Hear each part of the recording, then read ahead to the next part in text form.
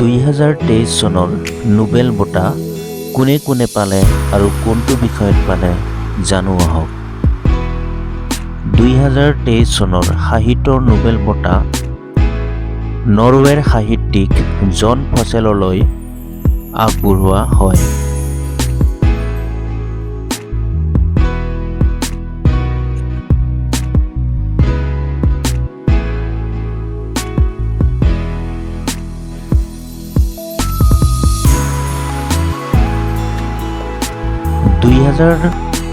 চনৰ শান্তিৰ নোবেল বঁটা ইৰাণৰ নাৰ্গিছ মহম্মদীলৈ আগবঢ়োৱা হয়।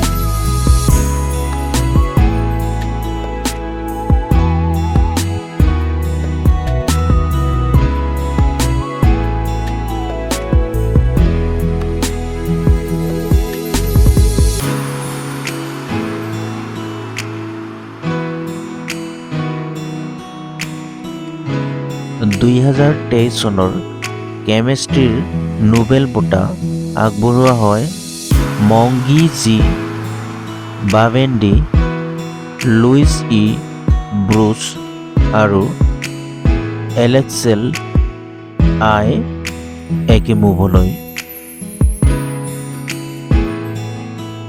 2023 চনৰ অৰ্থনীতিৰ নোবেল বঁটা আগবঢ়োৱা হয় মাৰ্কিন অৰ্থনীতিবিদ ক্লডিয়া গল্ডিনলৈ।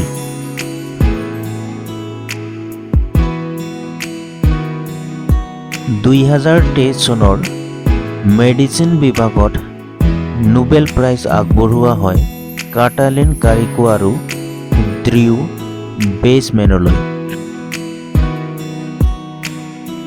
ভিডিঅ'টি চোৱাৰ বাবে ধন্যবাদ থাকিল আৰু এনেকুৱা ধৰণৰ ভিডিঅ'সমূহ পাই থাকিবলৈ চেনেলটো ছাবস্ক্ৰাইব কৰিবলৈ নাপাহৰিব।